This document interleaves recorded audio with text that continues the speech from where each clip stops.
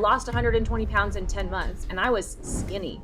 But that skinny was not healthy. Even doing carnivore, too much of everything is not a good thing. Well, I was like a size 22 and I was wearing a size 2 pants. The skinnier I got, the worse my health got, even on carnivore. My hair started falling out. I was having hormone issues, actually stopped having a cycle. I wanted to talk about your results, but it sounds like, did you have positive results? Like, we are so impatient to lose weight because it is so hard and it is such a burden, and we feel like if I can just lose the weight, then everything will be fixed and I'll just be able to be normal. I was 0.1 away from being a full-blown diabetic. My mother's diabetic, my grandmother's diabetic. I remember in 1 week I saw a specialist for severe hemorrhoids, these chronic yeast infections, my gallstones. And I just kind of went like, this is insane. I am falling apart. How am I letting this happen? Like, what am I gonna be like when I'm 40? So fruit and honey for me are just like, that's the sugar triggers. Like, I think, you know, if you're a fit bro. I'm here with my daily supply of bananas. Just get your carbohydrates from fruit and honey. That to me is the best way to get your carbohydrate. I can't have like a little handful of blueberries occasionally. I'm gonna eat the whole container and then I'm gonna put whipped cream on it and then I'm gonna put some ice cream on it. Most people who can handle moderation were never obese in the first place. Even if I had to do it all over again, I don't know if I would lose weight the same way again that I did the first time. And I want to talk about now the 10 things that you do on a regular basis that get you better carnivore results. Okay, this one is good. How much meat and fat do you eat every day? This interview with Laura Spath will make you think twice about how you do carnivore. Now, before we get into the episode, I wanted to let you know the next carnivore challenge is now open. So if you're new to carnivore, or maybe you've been doing this lifestyle for a while, perhaps you need help with troubleshooting, side effects, or knowing how much protein and fat you need to eat. Well, every week we have expert carnivore doctors and carnivore coaches who have lost over 200 pounds to help guide you along your journey. And what I thought was really important was to have carnivore doctors coming on every week, because I know when you go see your doctor, they're going to talk about red meat causing heart attacks, stroke, and cancer. And that's why having these doctors on board to help you is so important. So if you'd like to join the next challenge, there is a clickable link in the description of this video, or just head to academy.5minutebody.com. And if you love this interview with Laura, please feel free to hit that subscribe button. Laura, welcome. Thank you for having me. Now, you have just been eating meat for 2,000 days. And in the first year of just eating meat, you lost 120 pounds. But I know your journey has been a lot of ups and downs, especially in your weight. So can you take us back to before you started carnivore? What was life like? Yeah, absolutely. I grew up in a really rural area in Indiana, farmland for sure.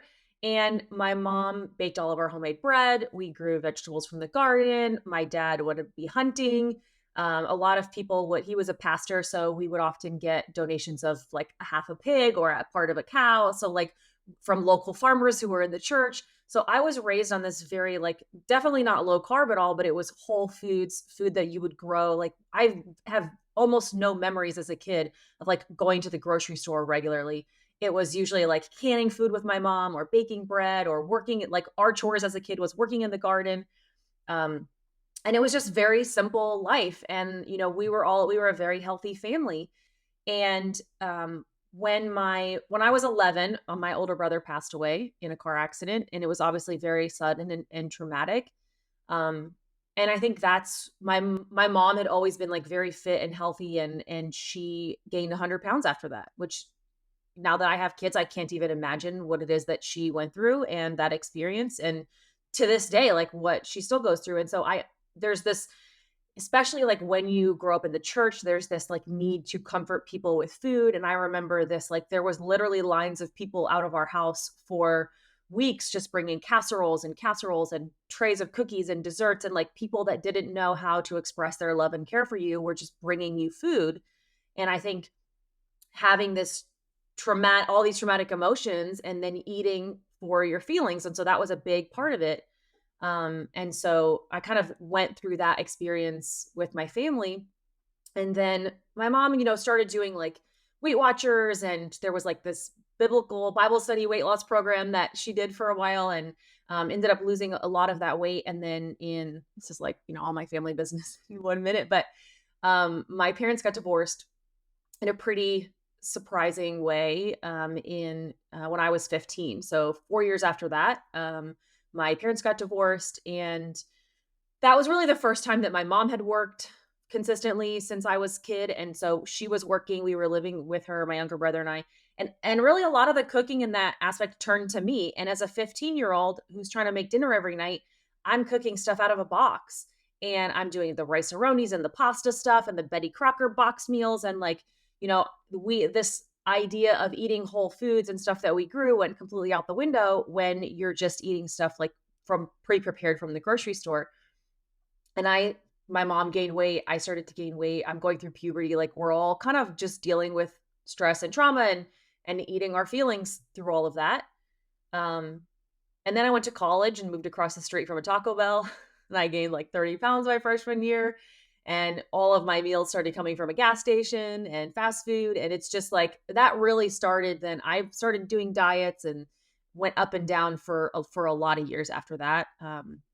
I've tried, I went and did Weight Watchers for a while, and I did the Bible study weight loss program for a while, and I went vegan, when I was older in my mid 20s. I had watched the vegan documentary that came out that everybody was talking about. And so I was like, oh, this is how I need to be healthy, and I'll do that. And I lost weight. Like, all of those diets, I could lose weight. Anytime you're going through some type of extreme change, when you're stopping eating from a gas station and a fast food restaurant and you're switching to something else, you're going to lose weight. But I could never stick to any of those things. And I went vegan. I lost 50 pounds. I was spending all day Sunday meal prepping for my week. I was eating 6 times a day. It was just like a constant cooking or prepping or eating. And then at the end of that weight loss, my hair started falling out. I was having like a lot of just completely drained. Obviously, I was very malnourished at the end of it because I just wasn't eating a lot of the plant-based proteins. And even then, those are just not enough for, you're not getting quality animal protein. And so just a lot of lacking. And over the years, I definitely was always very good at going on some extreme diet and losing 20, 30, 50 pounds even, but I just couldn't stick to it. And then I would find myself rewarding myself with a cheat day, feeling stressed or overwhelmed, like life happens. I couldn't deal with it. And then I would gain back, all the weight plus some. And I went on that roller coaster really until my highest weight, which I hit in 2018. So after you hit your highest weight in 2018, which I think was 263 pounds, right? Yeah. How did you find, is that when you started carnivore? So the weight, I only know that weight because I looked back years later at like my doctor records, and that was the weight that I hit when I like stepped on the scale at the doctor's office, because I certainly was not weighing myself in that moment. Like, I couldn't have face that reality myself. So I was hiding from the scale from a lot of years. I had my daughter in 2016, and I did a pretty extreme low carb diet after that. My husband had been diagnosed with type 2 diabetes when I was pregnant. And so we both knew that he probably needed less sugar. And so we did like a version of low carb. I lost 50 pounds again, rewarded myself with a cheat day, and I gained back like 70. So I had my I had my daughter in 2014. I had my son in 2016. And then he was about 2, and I realized that I weighed more with him now than I did when I was going into labor with him. So like, just at him at 2 years old, I had never lost any weight after his pregnancy. I used this, like, my milk supply was affected, going extreme calorie restriction and low carb after I had my daughter. So I was like, well, I can't do that. So clearly I still have to eat my pint of ice cream every day to like help my baby's milk supply, which is crazy. So I just didn't do anything for a couple of years. And then eventually I realized I had never lost any of the baby weight, and I had gained more weight, and he was almost 2 years old. And so that was, again, I just decided I got to start another diet, like got to do something. And keto was really popular at the time. This was 2018. It was kind of the very beginning of the low carb had turned into the keto boom. And so it was like, okay, well, this is the thing, because I always did the thing, and started doing that. And this time, I think, though, like, I mean, I know we're going to talk about it in a little bit with my husband and his journey. Like, he had almost died from diabetic complications in the middle of there, right? So we had a toddler, we had a newborn, My husband was in the hospital, and really it was because he was overweight, type 2 diabetic, and his body couldn't handle like fighting off any type of infections. And so this time we were like, we got to lose weight, we got to get healthier. And, my husband Chris had this motivation of, I have to make sure that whatever happened to me before doesn't happen again. And so we started doing this time, it was different than just changing our diet and eating a certain meal plan. It turned into research of why did this happen in the first place? What about our body is unhealthy and how do we reverse those types of things? And so what started as like keto, we're going to do the next fad diet, turned into a lot of research and a lot of trying to understand like insulin resistance and like what does all of this mean, and like what's inflammation in your body and what foods are causing those things. And that's where we discovered carnivore. And within like a few months, so it was over the summer of 2018 that we had kind of switched from keto and gone strict carnivore. And that was when everything really started clicking for us in terms of satiety, in terms of like just the results were compounding, which makes things a lot more motivating. We just saw our health improving more than just the weight loss. This was the first time that we had like a lot of satiety and a lot of enjoyment out of the food that we were eating, other than like, you're not going to enjoy eating like strict vegan or salads or chicken breasts or even like a bunch of keto stuff. Like you feel so miserable doing that you can't keep it up long term. And this was the first time that we really felt good enough to do it, and also took the time to understand like why were we sick in the first place, and what about the way that we're eating is now actually improving our health. And that really changed the motivation for us. And it's, the short answer is like that's what has allowed us to stick to this for the last 5 years, because we really dove into it as a full lifestyle. So many people talk about this thing, understand your why. What is the reason that you're going to stick with a diet? Especially carnivore, they say, is quite restrictive. I don't find it restrictive. I'm sure that you don't find it restrictive. It's more liberating. But understanding the reason why you're going to do it, when it's just about weight loss, it's not a very strong why.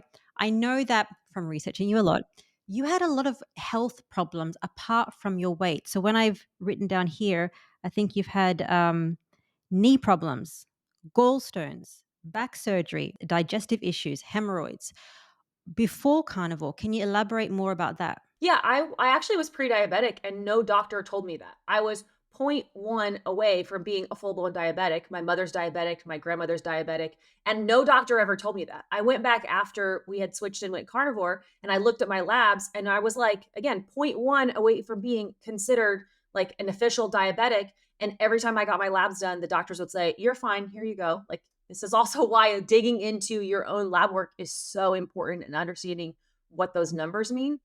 Um, I had knee surgery simply because I had a torn meniscus, because my body couldn't handle the weight that it was carrying around. And I was, in my early 30s and was so overweight, my body was just kind of breaking down at that point. And I remember in 1 week, I saw a specialist for severe hemorrhoids talking about potentially having surgery. I saw a specialist for these chronic yeast infections that I was getting. So I went to my gynecologist with hormone issues and then having chronic issues there. And then in the same week, again, I saw a third specialist having a sonogram or an ultrasound done for my gallstones. And I just kind of went like, this is insane.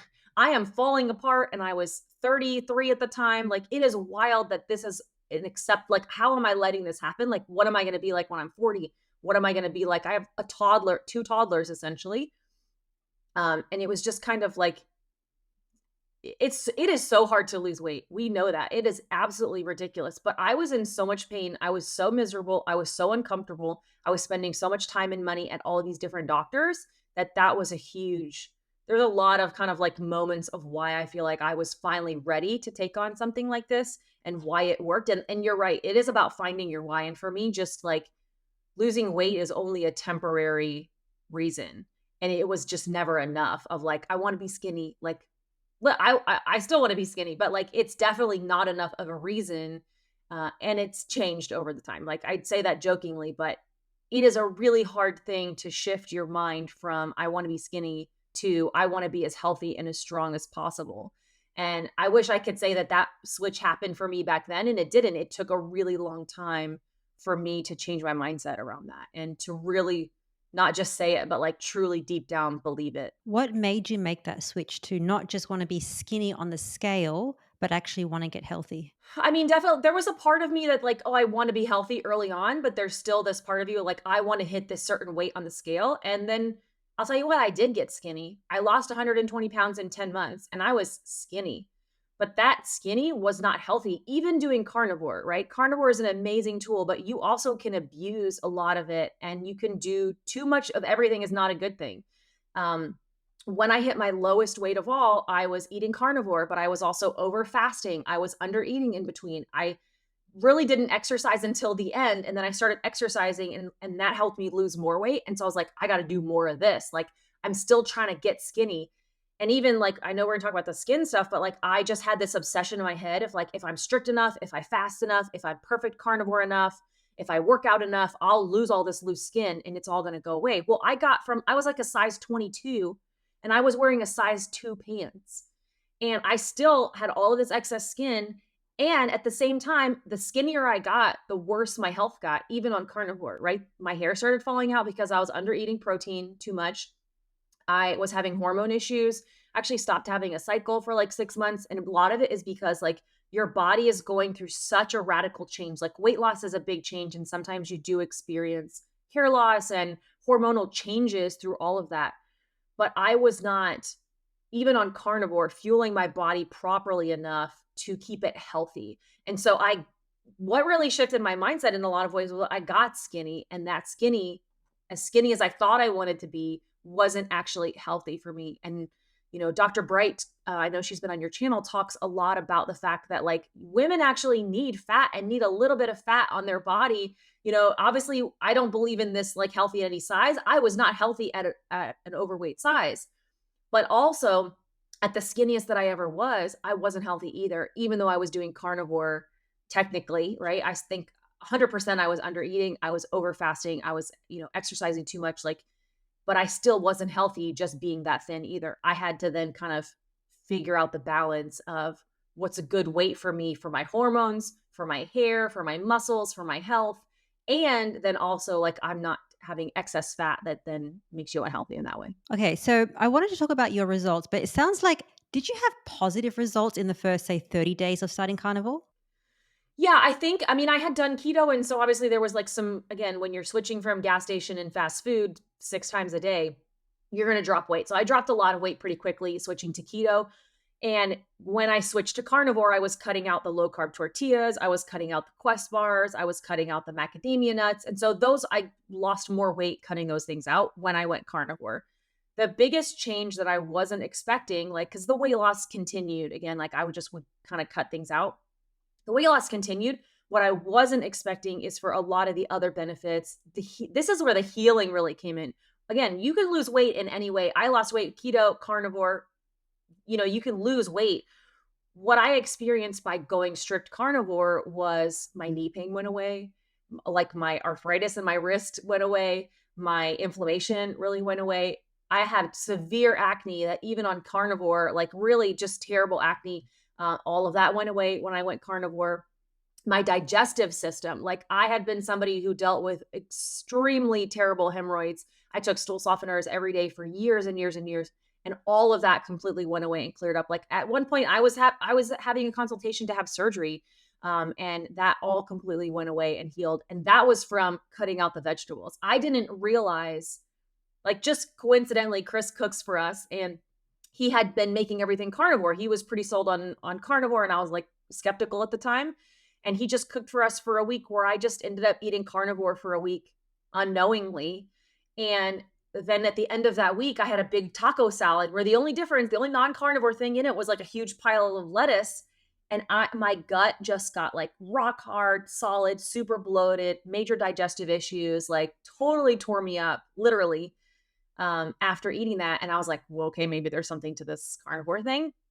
And I think that's a huge reason why I've stuck to carnivore more, is because of a lot of the negative side effects that a lot of the vegetables and plants and other foods were causing me that I hadn't really ever considered before. What about the first 60 days or 90 days? Was there anything else happening in those next few months for you? I think after the 60 days and the 90 days, so immediately it was the digestive and the acne and all that stuff. I think after 30 and 60 days is when I started having almost like a fog that was lifted off of me. My energy really improved. My mental clarity really improved. I would have never told you that I was somebody who dealt with anxiety before. And after about 60 or 90 days being carnivore, I went like, wow, I'm pretty sure I've been like, I'm not just a high-strung person, like, that was just anxiety that I was dealing with this, like, constant overwhelmed feeling, um, that I didn't know I had before, and I've always been somebody who's needed a lot of sleep. I would come home from kindergarten and take a nap, and, when I was pregnant, I would sleep 10, 12 hours a day and take a nap, and I just have always been somebody who needed, like, 8 to 10 hours of sleep a night, and for the first time I was, like, waking up in the morning and I didn't feel like I needed a nap anymore. And now I can't even count on one hand the number of times that I've had a nap in the last 5.5 years, right? 5 years or so. I think that took a little bit longer. And I kind of just like realized, wait a second, I can think better. I'm not so stressed out all the time. I'm not so overwhelmed. And that did take a little bit longer, but I didn't realize that about myself that I was dealing with those things previously. Absolutely. It's so interesting. Like when I speak to so many different carnivores, you see the results. So people say, oh, like Kerry from Homestead House said, the first day of going carnivore, he stopped snoring. And then all these other benefits that people just keep on seeing, the brain fog, the memory, the energy, weight loss, digestive issues, all these different things. So staying with it for those 4 weeks, 8 weeks, 6 months, and even a year. And now you've been carnivore for 5 years. What else have you seen? More changes or things that you just want to celebrate from sticking with this lifestyle for 2,000 days? I think that the biggest thing is just, you know, I the biggest thing has been to learn how to deal with life and your emotions and stress and celebrations. Like my life is no longer centered around food anymore. And it sounds interesting for people to think about that considering I talk about food all day long on social media, but I don't feel like a slave to food anymore. I used to be eating constantly all day long. I used to be obsessed about like what is my next meal? What's it going to be? I was constantly hungry, having headaches. I needed food. Like I just needed food and it was 100% a drug for me. And I do feel so much freedom in there's freedom in what some would consider the restriction of carnivore. But there's also this mindset around like I'll eat when I get around to eating. I have a long day at work and I don't have a break until 2 in the afternoon. Like, okay, I'll eat then. Like, my body is just comfortable getting fuel when it can, but I'm not in this constant obsession anymore about what can I eat? When can I eat? Where is it going to be? Like, there is this huge burden that is lifted from that. And then I think also, this is not a fun part and it's a hard part at first, but it's learning how to handle your stress and your emotions, you know, head on versus escaping and numbing those things with food. Because I definitely did that for the majority of my life of using food as a way to numb whatever experiences I was going through in hopes that it would make me feel better. And unfortunately, it does in the moment, but it really only makes things worse. And so that's been a big shift. The longer I stay with it, the more I realize like that I enjoy being in my life and even in the hard parts, it's something that I want to face and be fully present in. I just want to thank the sponsor of this video, Element. Now, I know even Laura Spath and myself, we love Element because especially if you're going from eating carbohydrates to not eating any carbohydrates, you can have a lot of side effects, especially at the beginning, because your body is trying to go into ketosis or a fat burning state. And that's why if you've tried salting your meals, putting salt in your water, and it still doesn't work, you can try a supplement. And the one that I love is Element because it contains the right amount of sodium, potassium, and magnesium. And the most important thing about Element is that it doesn't contain any sugars. There's no nasties, there's no additives, preservatives, there's nothing artificial in this that's going to affect your keto or your carnivore results. And me personally, I do like the raw unflavored option. And right now, Element is offering this free sample pack on every order. So you're going to get 8 single servings of Element to try for free. So all you have to do is just go to drinkelement.com/5-minute body. That's drinklmnt.com/5-minute body to get this free sample pack. let's just get back to the interview. So I think you mentioned something very important, which is the stress and being fully present. Because I feel that people, when they start carnivore, the biggest reason why they might quit or maybe not continue is because they indulge in something because it's an emotional event. So, how do you handle stress? Because you're a mom of two kids, full time job, YouTube channel, coaching group. What else? Podcast channel, your husband, you've got your mom, you've got a full life. And the thing is, you're very relatable because I think people also have a very busy life. So, how do you handle stress? What are the practices that you do? I don't have the secret to all of it, but I will say that, like, obviously, like, I have an amazing partner and I have somebody that I communicate with. Chris and I just really communicate and try to handle everything together.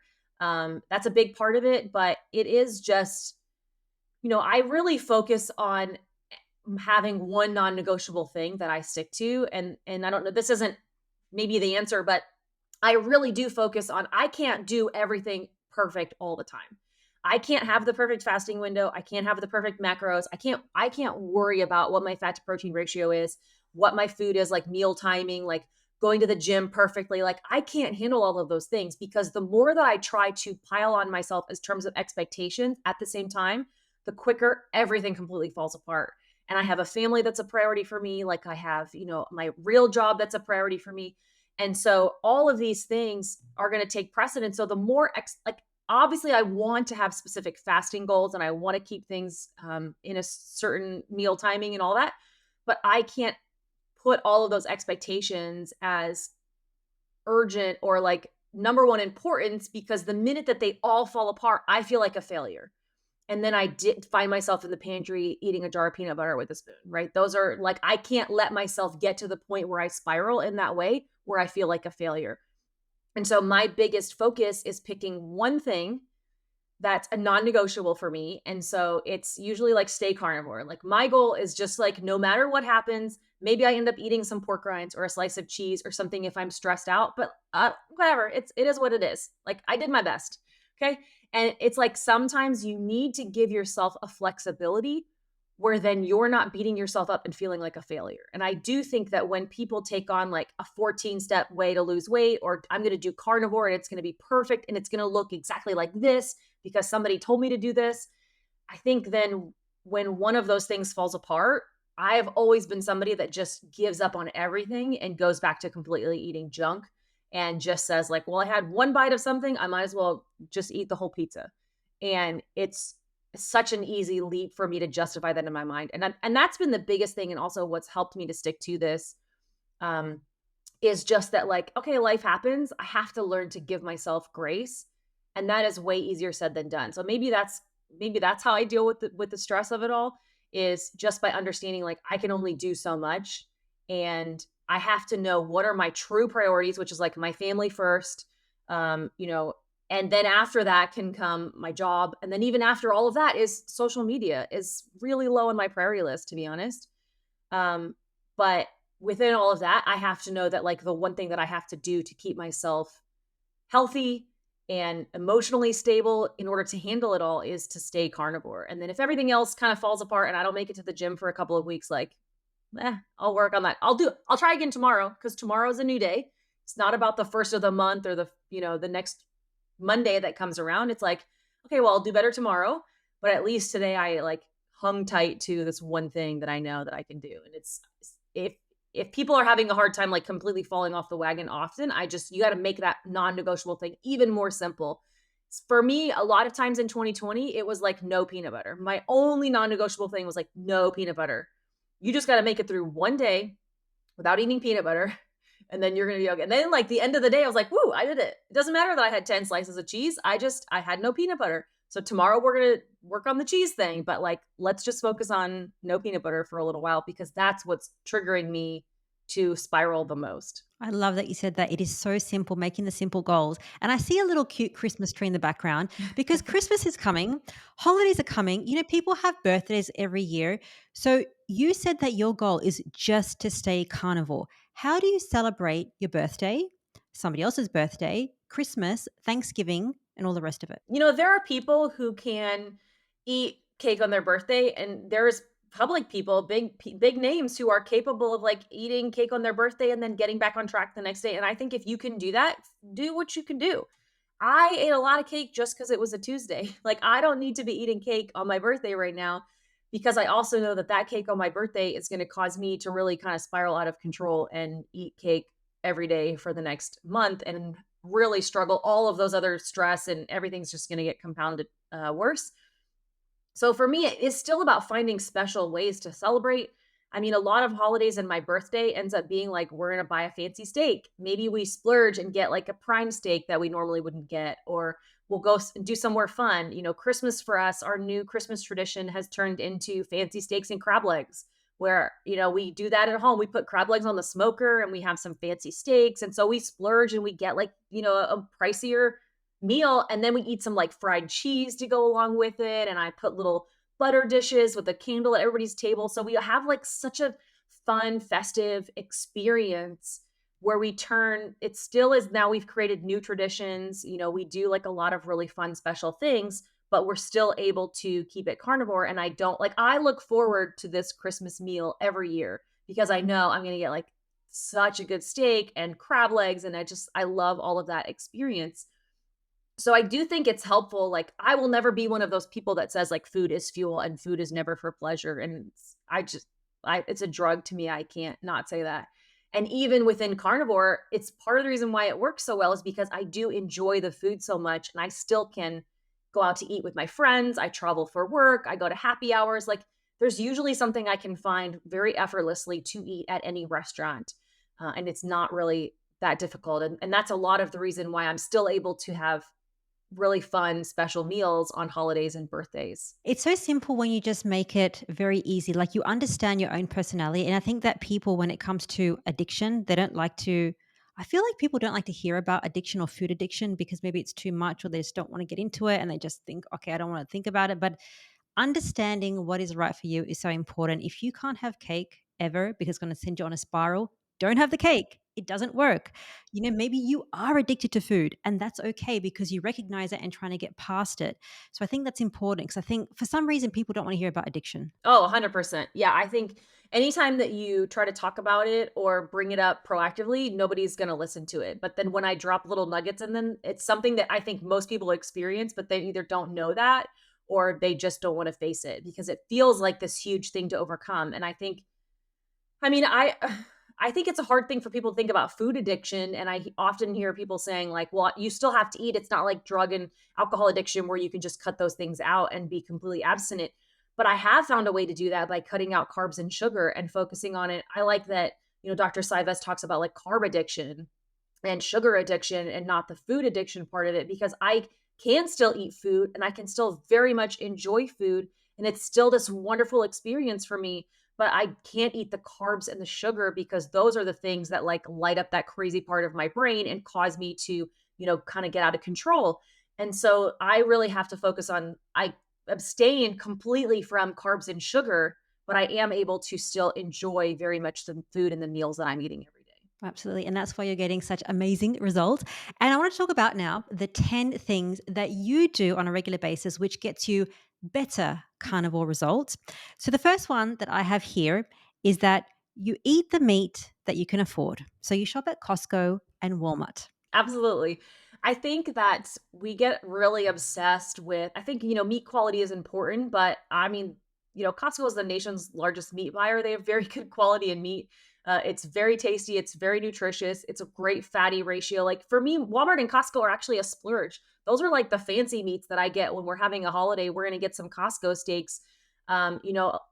We stocked up yesterday on sales that are from the regular grocery store that are even cheaper right now than Costco. And because of the Christmas holiday, Thanksgiving sales that are happening, you can get a lot of really good meat for cheap. I think, there are people who will argue that there is a nutritional difference between grass finished, regeneratively raised meat. And that's true. It is a very minimal difference. If you're worried about the omega-3/6 ratio difference, like I don't even go into it, but Judy and I have talked about it on a podcast before where it's like, yeah, there is a difference. It's so minimal. Like eat a little bit of salmon every once in a while and you've completely balanced out any ratio that you're worried about getting. Like we shouldn't be worrying about our omega-3/6 ratio from the beef that we're eating. Like eat a little fish sometimes and you'll be fine if you're worried about it. I think there's several reasons. It's more expensive to eat that way, which is not something that my family can afford. We're a single income family. My husband's a stay-at-home dad. We homeschool. Like, we are eating on a budget. Those things are we have to be very cognizant of. This meat prices and inflation are seriously affecting most families, and we're one of them where we have to be careful of the choices that we make. And also, like, it's such a faux pas to say this, but grass finished meat tastes terrible. Like, it tastes like grass.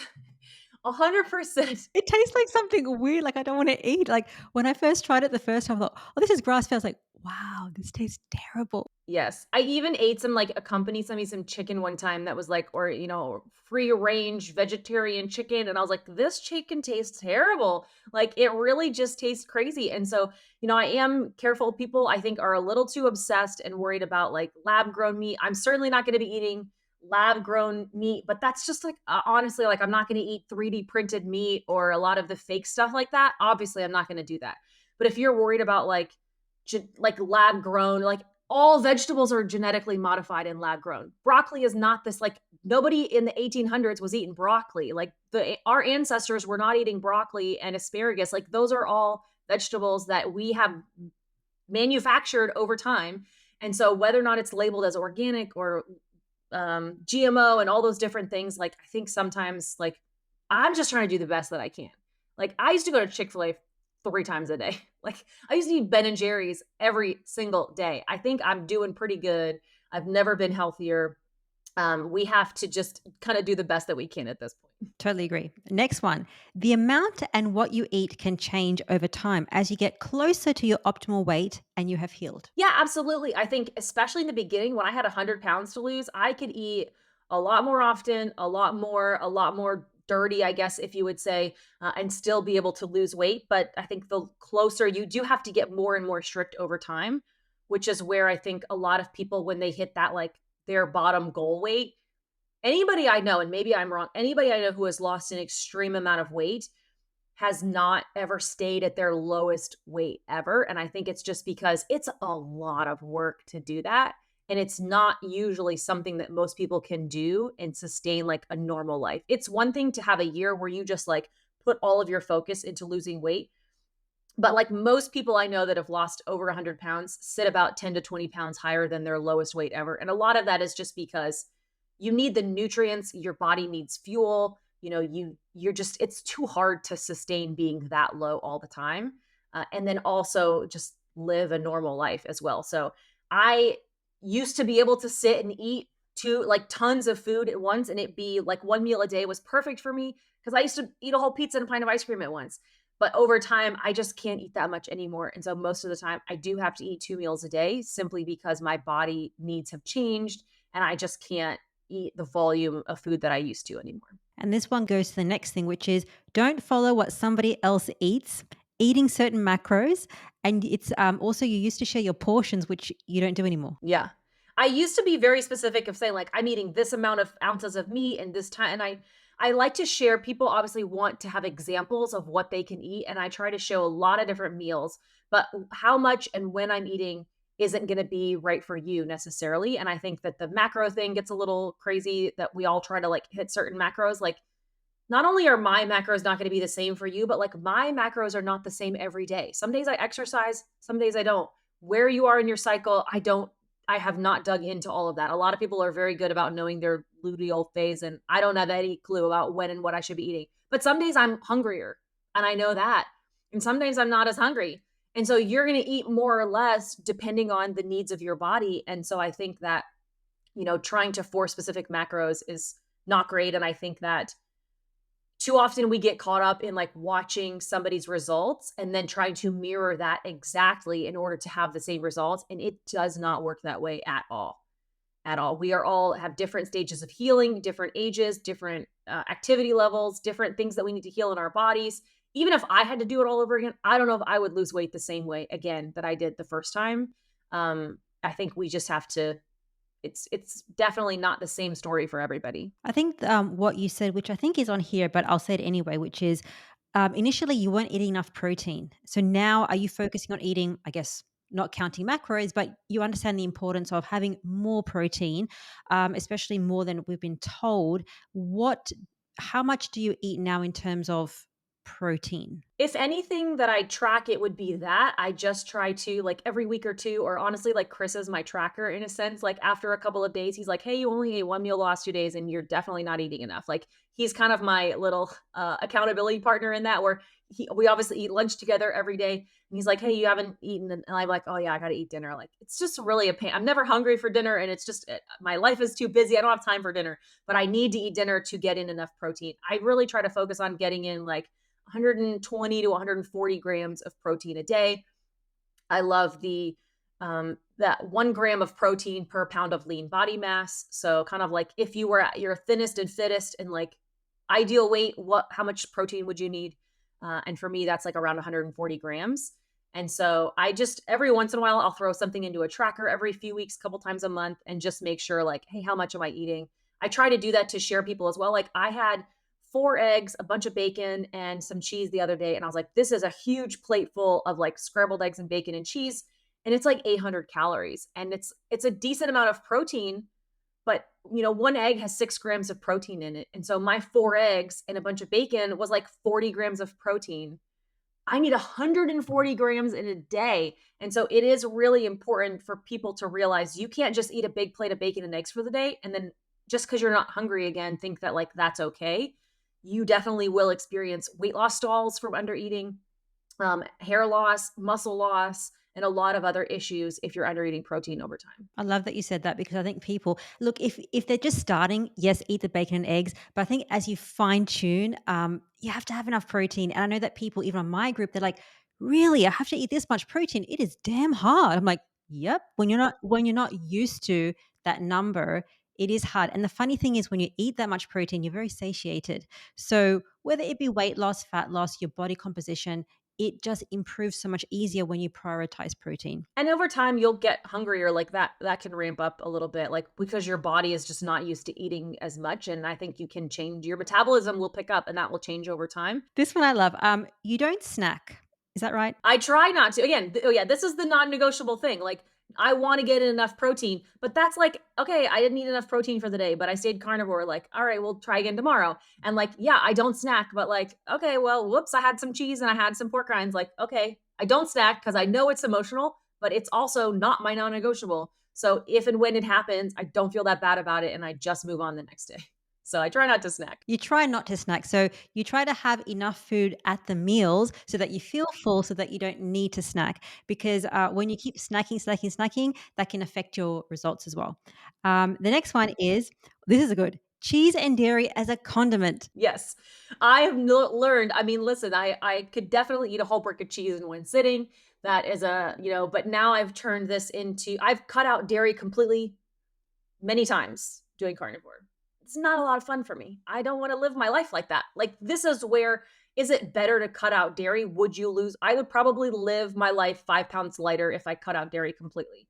But I also would be 100% more grumpy. Like I need to enjoy this has to work for me to sustain this long term. And having sour cream to dip some meat in sometimes, having some cheese on top of a steak, feta cheese on top of a steak, having a little bit of butter in my eggs, like those are all things that it makes me enjoy this so much more. And then I'm not looking around and going like, what else can I eat? Because I'm satisfied and I've just enjoyed this really special meal. Cheese is also something that we incorporate a lot on holidays and special occasions. Like we'll fry up some cheese and I'll eat way too much cheese on Christmas. But you know what? That's what made Christmas special. And I still stuck to my non-negotiable of staying carnivore, but gave myself that flexibility. So on a day-to-day basis, I definitely try to treat cheese as like a condiment or a dessert rather than being like a main piece of my meal. And the funny thing is that when you're doing carnivore for a long time, cheese is a dessert. It becomes a dessert, or dairy is like your biggest dessert. It's like, this is so sweet. How did I not know this before? Yeah, definitely. Okay, this one you focused on before, which was quite interesting. Fasting is a great tool if it works for you, but don't overdo it. Absolutely. I still am a big proponent of fasting, even though like I kind of overdid it before and it was causing me issues. I think if you are somebody who deals with emotional eating, fasting for me is a great way for me to remind my body that like you're just eating because you're emotional, and just because it's routine for you, you actually weren't physically hungry. And if I do like a 40-hour fast occasionally, it's like, man, I really didn't realize like I wasn't actually hungry part of that. So like it definitely helps me connect emotional hunger versus physical hunger. Helps me to dial in with that. Also, it's a really fantastic weight loss tool, and it's a great way to lever and reduce inflammation. I'm a big fan of it. The biggest thing though is that you have to be eating an adequate amount between your fasts.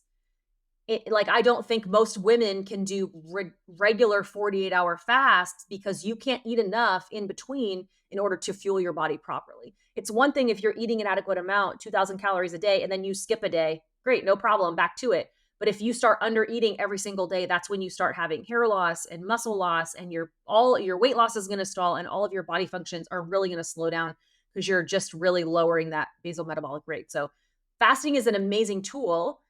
I don't eat breakfast most days, but if I do an intense workout at 5:30 in the morning, like I'm going to eat breakfast after that because my body needs fuel for it. So I think it's a great lever, but you have to make sure that you're eating enough on the other side of it. Okay.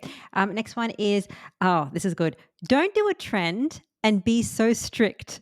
Enjoy the lifestyle, and don't have fruit and honey. Yeah. So fruit and honey for me are just like, that's the sugar triggers. Like I think, if you're a fit bro and you've never experienced like type 2 diabetes and insulin resistance and you exercise all the time and you don't have food addiction issues, like eat your fruit and honey. Like it's no big deal. But I'm going to eat that, and then it's going to cause me to eat, like I can't have like a little handful of blueberries occasionally. I'm going to eat the whole container, and then I'm going to put whipped cream on it, and then I'm going to put some ice cream on it. Like it's just not something that most people who have ended up obese and overweight and insulin resistance can handle the moderation of those things. And then what was the other thing we said? What was the first part of that? Sorry. The one that you did a really good video on that I watched, and I was like, go, Laura. Like, don't do a trend. Can we just stop these trends, please? I love that video. I think that sometimes like we are so impatient to lose weight because it is so hard and it is such a burden. And we feel like if I can just lose the weight, then everything will be fixed and I'll just be able to be normal and it will be easier. And I'm telling you, that is not how it works. And the faster that you lose the weight, it's almost like the harder that it is to keep off because you haven't done it in a way that's sustainable for you long term. And I think that a lot of times we have good people have good thoughts around, there's some like idea or a hack or a trick or whatever, and it's started by a doctor or something. But then in this viral world that we live in, it turns into like a 30, 60-second reel, and it just gets thrown around and it goes viral. And then everybody's like, oh, we should only eat this for every day forever and I'll lose weight. And we're all just looking for, a shortcut or something that's like going to let us drop weight really fast. And we get really swept up in somebody's results because they look good and they're saying that I should do this. And so I should do that. And then it's going to work for me. And unfortunately, from what I see in my locals community and just from people that I talk to online, like usually they go down that rabbit hole, they try that trend. It's not something that anybody is going to stick to long term. And then they find themselves, for whatever reason, completely falling off the wagon and going all the way back to their old ways and being 3 steps backwards when they were just trying to like jump ahead in the first place. And it is 100% the tortoise and the hare analogy of you just have to figure out slow and steady. And if you're complaining about only losing 1 pound a week, like that's 52 pounds in a year. And I promise you, you're going to end up being more successful over time with consistency than you are with like dropping a quick 20 pounds. But then you can't sustain that. And so then you gain back 30. And I only know that because I've done it time and time and time again. Okay, next one. Oh, this was really, really good, which I learned about you. You don't do cheat days. This is not a diet. The carnivore diet's not a diet for you. Know your why and know that temptation will arise and know how to address it. Yeah, I think, again, some people might be able to handle those cheat days, but it's something that I know that would just only cause me to get off track and spiral. And one day would turn to 2 to turn into a month. And then like I could gain back that weight so fast. It would be like, no, I literally could take a couple of months off social media and pop back up and have gained 50 pounds. And it would be not a challenge for me. And so I just know that I personally can't handle it. And it actually is a lot less stressful to not have any cheat days than to have them. And yet the stress that it takes to get back on track again is so much harder.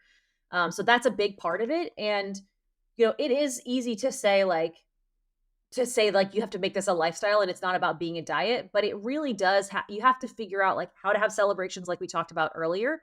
Um but also like what is it that's still going to make you enjoy doing this? I think you can't live in one of those extremes, one of those extreme trends long term, because it's not going to work with you have to make this about the life that you want to live, and being able to adjust those things. And I think it is really hard in the moment to say no to the holiday treats and the all the desserts that you're going to find and all the side dishes and the carbs and stuff that are going to pop up at the holidays. But I promise you, the next day you're going to be so glad that you did, and you're going to be really proud of yourself, and you're not actually going to have missed it. My biggest piece of advice is just to tell yourself, like, not now. Like, I can't tell you how many Christmases I said, like, I get really obsessed. This is the old person in me. Like, I get so obsessed with like the seasonal limited edition foods, like the Christmas foods, the stuff that you can only find at Christmas. And I still like my heart rate starts racing when I see the little Debbie Christmas cakes. I'm like, oh, I gotta stock up. Like, it's just really, you get like this obsession about it because it's your drug, and it's limited edition and you have it now. It's why like there's in the US, there's like these certain cookie companies who change their flavors every week, and they create this like scarcity mentality of like, you have to eat this now or you may never have it again. And we get so obsessed with that. And so rather than telling myself of like, you can never have that again forever the rest of your life, because then I'm like, I need it. It's telling myself like, not now. This is there every year. You can have it next time. It'll be there next year. Like one Halloween, you can make it through with no candy. One Christmas, one time. And obviously the goal is not to have it later, but sometimes it's like, okay, that food is there tomorrow. I could have it tomorrow if I wanted to. I'm choosing not to have it today. And it's the one day at a time. And then, I can't tell you when we first started out how many times Chris and I actually planned a cheat day, like, hey, on our anniversary, let's have a cheat day. Or on Christmas, let's do this. And then we get there and it's like, okay, actually, it's not really that worth it anymore. Like, I was super pumped about this, but I'm feeling really good right now and I don't want to ruin that. So let's just wait a little longer. But it's never been this like, I will never cheat again, because then I'm going to start going, what can I go get right now?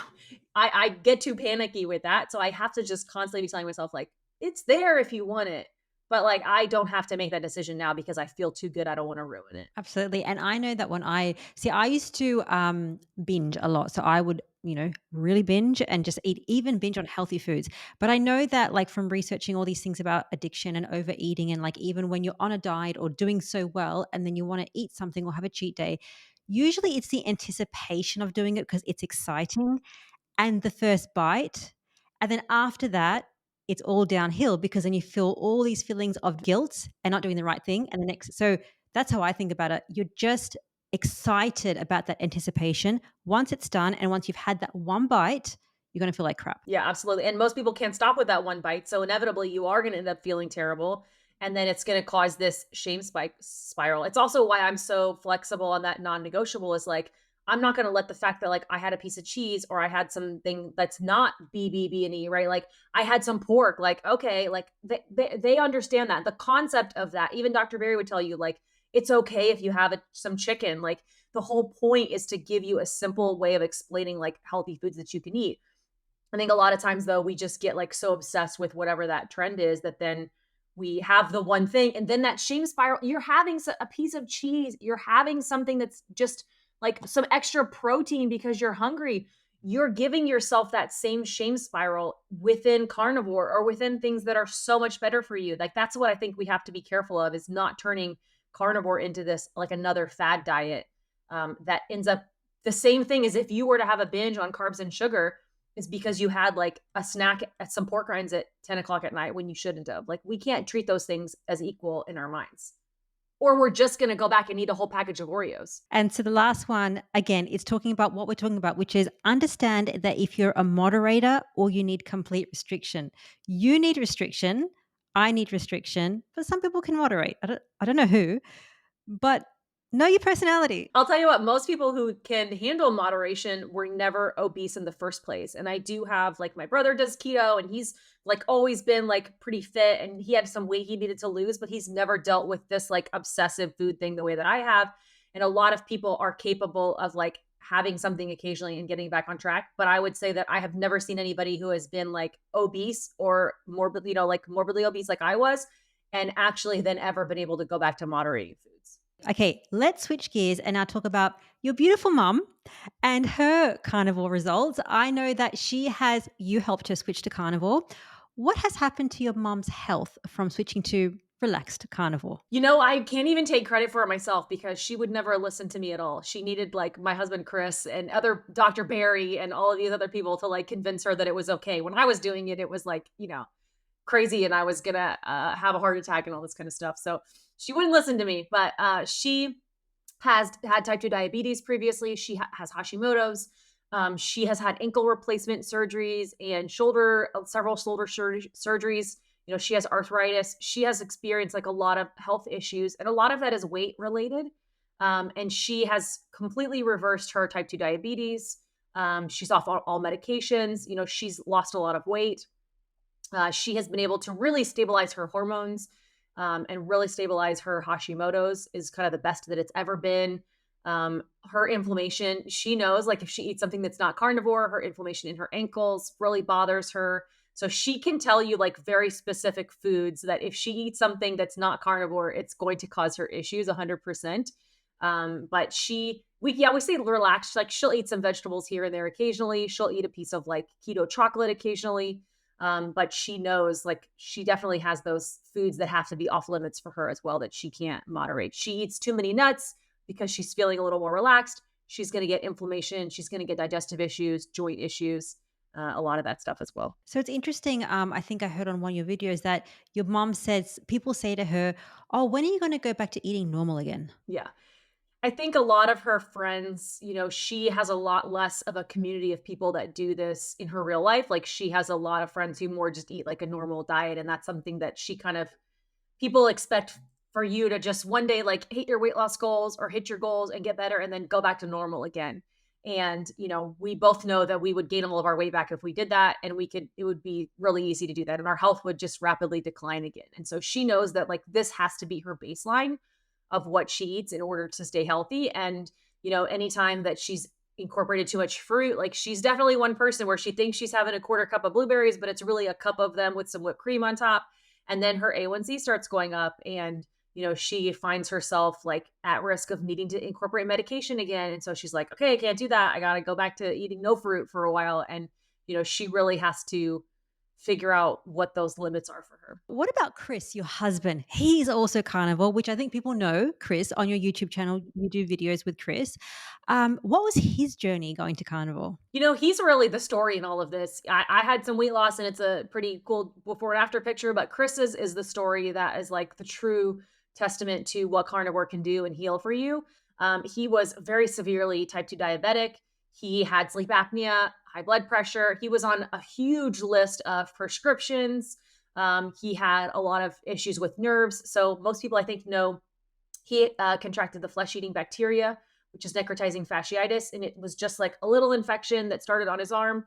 But when your body is diabetic, you can't fight off infection. And that's why people lose their feet, people lose their legs due to diabetic complications, is because you don't have good circulation that gets down to your feet. You get a little sore or an issue on your foot, and then the circulation and healing can't happen to it. So he was in the hospital at his heaviest weight of 300 pounds and had this little infection, and he ended up being there for months and months and had dozens of surgeries in order to try to save his arm and his life, and his body just couldn't respond to those antibiotics. And so a normal healthy person might have got this infection, taken some antibiotics, and it got better. His body couldn't do that, and they ended up having to like cut out all the infected flesh in order for him to heal. He has been one meal a day, strict carnivore for 5.5 years now. He, lost that 100 pounds initially, has really been stable completely ever since. He really doesn't deviate from that one meal a day. Maybe if we're on vacation, he'll like have some snacks with us. Again, carnivore snacks, but that's the non-negotiable, is like he'll have some snacks outside of that window, but he really prefers just to like sit down and have a big lunch every day of a bunch of steaks. And he's within, I would say like, obviously he was losing weight right away, but then within, 60, 90 days, he was off of his sleep apnea machine. He immediately went off of his high blood pressure medication. He was off all of his diabetes medications within about 30 days. He was, I'm trying to think, like he had skin tags. Like one of the signs of insulin resistance is skin tags, and those were all just like falling off and quit coming around. He just really experienced like tremendous healing. And he takes 0 prescriptions now. He's having surgery on Monday, and I know the doctors are already going to be so shocked that like he's 48-year-old man coming in like on 0 prescriptions. It's just completely unheard of. And it's 100% Carnivore has saved his life. And I know for a fact he would not be here with us today and our kids and our family if he had not made this drastic change. That is incredible. It's so incredible when you hear all these stories. And that's why I like to hear from real life carnivores, because I think that people think carnivore is hard and how can I do it? People don't support me. But the fact that, your mom's doing it, your husband's doing it, you're doing it, you're making healthier choices for your kids. I know your kids aren't strict carnivore, right? No. And we debate going back and forth on that. I think like I grew up so strict in one way of no processed foods. And then the minute I had access to them, it was like Taco Bell, gas station, donuts. Like I went crazy. And so I want them to learn to moderate better than I can. Like I don't care if they have a cake on their birthday, but they don't need to be eating it every day. And I don't know what the right thing is to do with kids, but we don't keep those things in our home. We talk a lot about like too much sugar makes you sick. It's obviously not about weight, but like mom and dad ate way too much sugar for too long and it made us sick. And so that's why we don't eat any now. And you can have a little sugar, but if you eat it every day and you eat it too often, then it's going to make you sick. And so you have to figure out like how those foods are going to make you feel. And it's more about like frequency and getting enough protein in. They don't snack at all. They eat 3 meals a day that are all protein first. And so we focus on protein makes you healthy and strong, and you need protein first. And then afterwards, like my daughter loves a salad and she loves vegetables. My son, other than like cold green beans out of a can, like he's not going to eat a vegetable. But they really like I have no worries about them not eating vegetables because I do know that they eat a lot of meat and they're getting the nutrients they need from the meat. But if they want to eat a vegetable, if they want to have some fruit, sometimes like I don't care about, and I'm not really going to stress out too much. Yeah, I don't think it's the excess of sorry, I don't think it's vegetables as a whole topic that is so it's like the excess of it that is so bad. The excess of anything, even protein can be so bad. So when you see these extremes on social media, it's just like, I don't know. That's just a side thing. It just gets a bit too much. Yeah, and that's what we eat a very extreme way for like a lot of people would consider carnivore extreme. Like I want my kids to just like to figure out what their normal is and to understand moderation in a way that I don't want them to have to be in this like to live this extreme way. Like I'm also trying to reverse a lifetime of metabolic damage and disease, and they're not. I'm just trying to prevent disease. And it's a whole different way that you need to eat when you're preventing a disease versus when you're reversing it all. That is such a good point because carnivore, especially, this is another question I had for you. Do you think that not just you, but other people that have healed their metabolic disease, do you think you have to be carnivore lifelong or can you go back to keto? I don't think you have to be carnivore long term. And I think a lot of people find a balance. Like once they heal, they do find a balance of saying, like, what can I incorporate and what can I not? And that maybe even so, like I can incorporate some pickles occasionally. On our anniversary, I had some like red onion. Like, so maybe those are things that I've found that like I can do occasionally. It's like you did this. It's like, oh, I had like, it's not even a big deal. It's like people want you to be perfect, you know? Right. But you have to figure out like again, this is not, I think sometimes we get so obsessed with like who can be the best carnivore the longest. And like that's not the goal of my life. The goal of my life is to enjoy my life and to also be healthy long term. And so I know I can't incorporate sugars for those reasons. But like if I, had a bite of something else occasionally, depending on what that is, like I'm totally fine with it. And I do think most people who do this long term and are enjoying it find some version of like ketovore, like carnivore meat based, but then there's a one or two things or a few handful of things that they can incorporate. I know a lot of people that do strict carnivore throughout the year, but then on the holidays, they might do some keto stuff. Like there is no right or wrong way to do that. You just have to figure out like, what are you able to handle and tolerate? And I think that's where we get a little bit weird in the carnivore community is, figuring out like, what are the rules? Like, I really could care less on like what the rules are. I just know like, here's what I have to do in order to stay healthy. And I don't have time to worry about like what somebody's telling me the rules are. That's why we love you, Laura, because you're so real. I love watching your videos. Like, this is me shopping Costco, and this is like what I eat and how I cook, and like real life. And actually, you're doing it. It's a real life, and you're making it simple, not trying to overcomplicate it. Laura, how can people find you? You can just search Laura Spath on most places. So on YouTube, Laura Spath, or on Instagram. And then if you want to ask questions or hang out or have more content, behind the scenes stuff, you can come to lauraespath.locals.com. I'm going to leave everything in the show notes so people can find you, Laura, and check out everything that you're doing. But thank you so much for your time, and I'm sure we're going to see you very soon. I hope you enjoyed the interview with Laura. Now you need to watch this video next with Rebecca. She'll talk about how to get faster carnivore results that I know that you want. I'll see you guys next week.